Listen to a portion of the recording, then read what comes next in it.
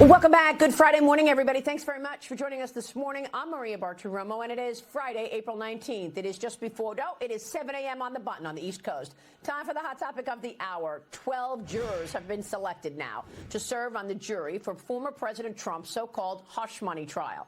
One juror who was selected was sworn in earlier this week and was excused yesterday after it was revealed that the man was once arrested for tearing down right-leaning political advertisements.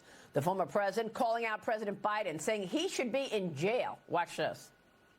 The whole world is watching this New York scam. The whole thing is a mess, and you have the leading candidate and leading crooked Joe Biden by a lot. He's the one that should be in trial. He's a crook. You got a crooked president.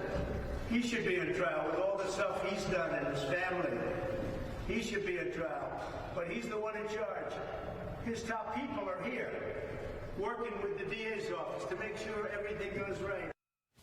Well, this is going to be the scene until Election Day, I guess, Todd Pyro. You've got Joe Biden campaigning in all the swing states, calling out Donald Trump, and Trump sitting in a courtroom. Obviously, anytime he has a break, he's going to use that time to speak to the people. And if you don't think this is coordinated, if you don't think this is exactly what the Democrats drew up, then I've got a bridge right near that courthouse to sell you. But when it comes specifically to the jury, if I remember one thing from my time as a lawyer, it's, boy, you really want to avoid juries at all costs because they are wild cards. And when I look at this jury, I ask the question, is this a representative sample of the island of Manhattan?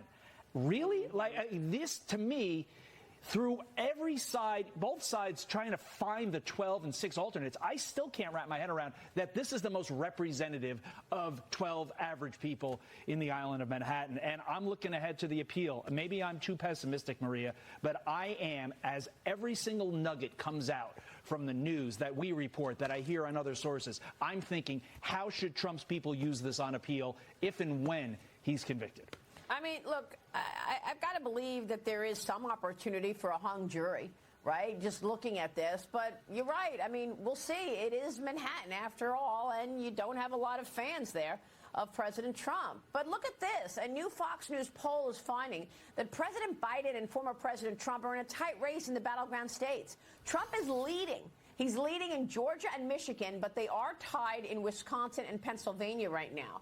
So, Rebecca, we're going to go back and forth, but so far Trump has been leading in these swing states. I'm wondering if the fact that he's stuck in a courtroom and Joe Biden's got the opportunity to go talk to everybody and go into these swing states, giving him an edge. And that's why President Trump calls this election interference. Yes, you know, Marie, we call this in the law lawfare. Like, if you can bring a case that is suspect at best, but continue to tie somebody up in the process, and we see that this judge is saying he had to be there for jury selection, he had to miss Barron's graduation potentially. All of these things indicate that they are pulling him off of the campaign trail. And I got to be honest, Maria, I think the Cookie Monster should be ahead of the polls of Biden. Anyone that, you know, goes against Biden, I can't believe it's this close because I feel like civilization is in decline. Look at the open border. Look at these sanctuary cities, these blue cities, moving funds from citizens to support what they're now calling newcomers. So all the way around, I am shocked that these polls do not show that the American people is turning away from this administration in droves, in the masses.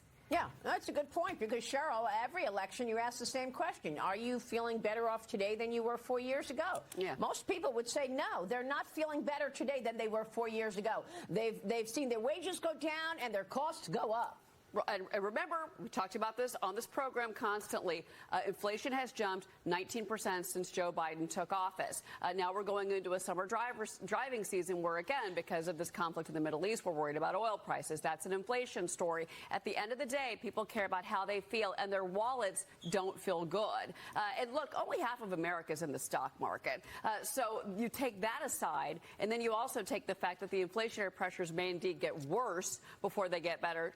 On the headline story, not just because of energy, but we also see the fact that we haven't gotten much relief in the rent piece of inflation. And, you know, Janet Yellen can say what she wants. Jerome Powell can say what she wants. But they can't do anything about inflation. There's no policy that President Biden can put down that's going to actually tamp down inflation. And that's what you're seeing is coming out in these polls over and over. There's one thing he can do. What do you think he does? Stop the reckless spending. Oh, well, he's not going to do that. That would be the policy. Stop the reckless spending. Too many dollars chasing too few goods. Yeah. $7 trillion in spending. I mean, we know all of the spending on Joe Biden's watch, right? Inflation Reduction Act, Fiscal Responsibility Act, Forgiveness of Student-Led, CHIP debt, CHIPS Act, Green Energy, the tax credits, all of it. Yeah. Stop the excessive reckless spending. They won't do it. Won't do it. He's That's not going to do any of that. That's the only policy that will get inflation down. Oh, he can pressure Jerome Powell. Mm-hmm. He can do that. Jay Powell is facing a tsunami of spending. Whatever he does, he's got to face that, and that's why inflation is elevated. Todd Pyro, we're watching these polls. I'm also surprised, as is Rebecca, that it's actually this close. I'm not surprised when it comes to Pennsylvania and Wisconsin. I expected to see closeness there because it just seems Pennsylvania has these pockets in the cities that they are just not going to vote Republican no matter what, despite the fact that their lives under Democratic rule have been horrific. And Wisconsin is a very college town. We've seen Donald Trump getting a lot of the youth vote lately, but for some reason that does not seem to transfer over to Madison. I want to draw attention to Georgia and Michigan, specifically Michigan. I think everything you see with regard to how Joe Biden is handling Israel and will continue to handle Israel is all going to be dictated by Michigan going forward. I know we reported this morning, Wall Street Journal says he wants to give $1 billion to Israel, but I think everything you see on the campaign trail is going to be about supporting the Palestinian cause, and I think we need to recognize that that is all in order to win Michigan. I don't understand Georgia. I haven't since the entire polling for this election has started. Georgia's up, it's down.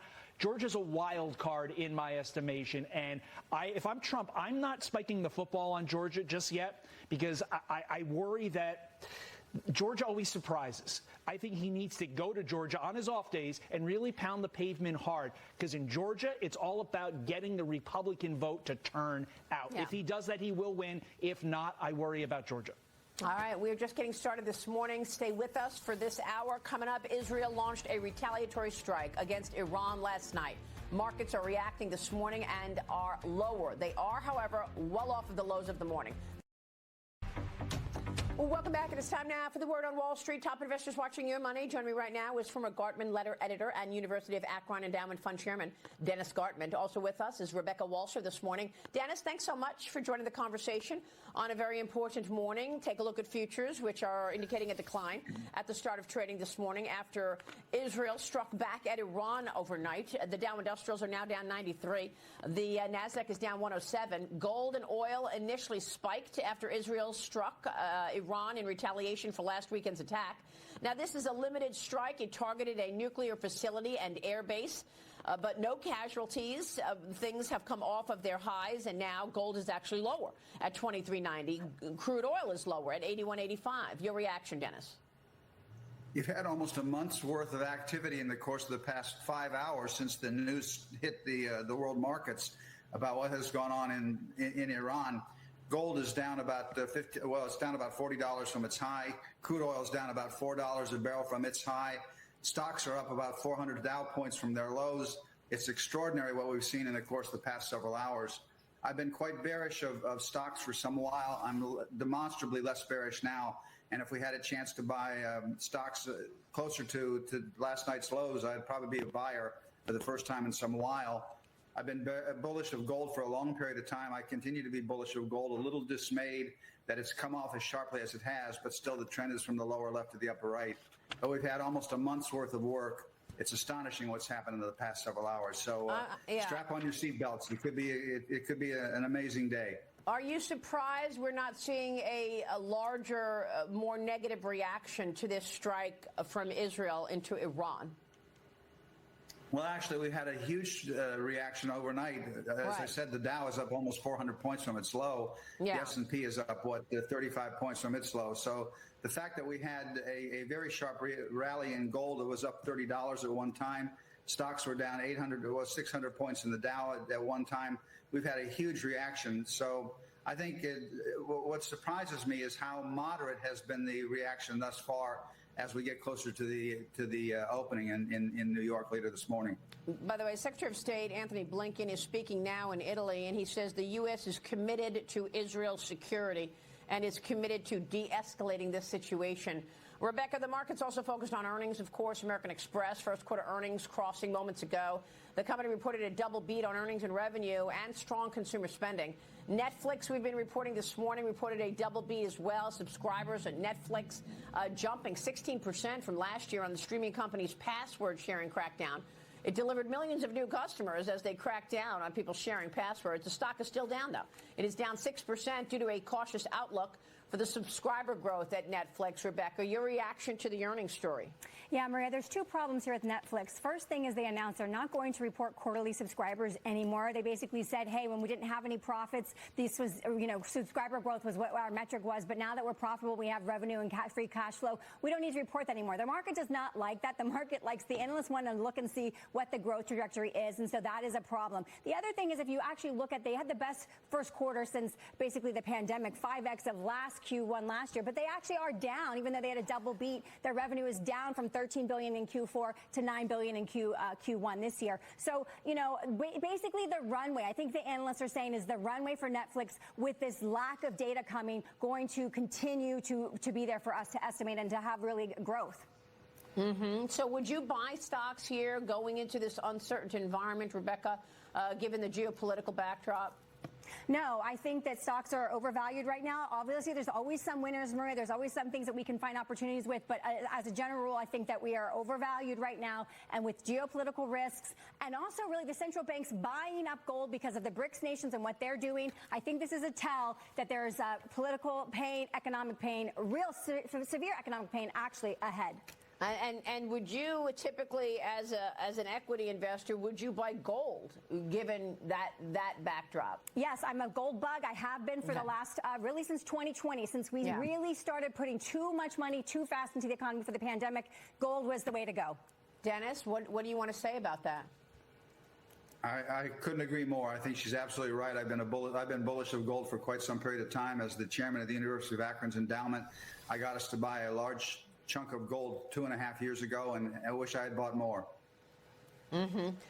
We are looking at a market that is, I guess, waiting on next steps. We don't know where this is going, this geopolitical backdrop here, and whether or not we are going to see retaliation again from Iran. What we are hearing from sources is that Iran is not expected to retaliate immediately. But the future is uncertain, as is the future of the economic backdrop. So, Rebecca, I guess the next question is the Fed.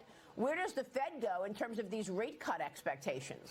Maria, they are more and more hawkish every single day. If you look at the beige book that basically was done before the last print of CPI, it's negative all the way around. So you've got the White House saying the economy is doing great, great, great, and yet the beige book is letting us see that manufacturing flat or down, and most of the districts, employment, part-time job growth, it's all negative. There's hardly anything I can pull out that's positive. So we are going to see some problems, and that means brace and really do go to defensive positions.